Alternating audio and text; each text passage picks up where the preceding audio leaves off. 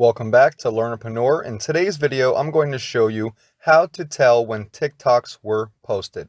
So go ahead and open up TikTok, and you can see that I'm on my following page, and you can see that at the bottom left-hand side, next to the username, there is a date of posting. It is 4/28. But if you switch over to the For You tab and look to the bottom left-hand side next to the username, you see that there is no date. One way to fix that I have found is by hearting it over here, and then going down to the bottom right hand side on your Me icon, which is your profile tab, and clicking on that.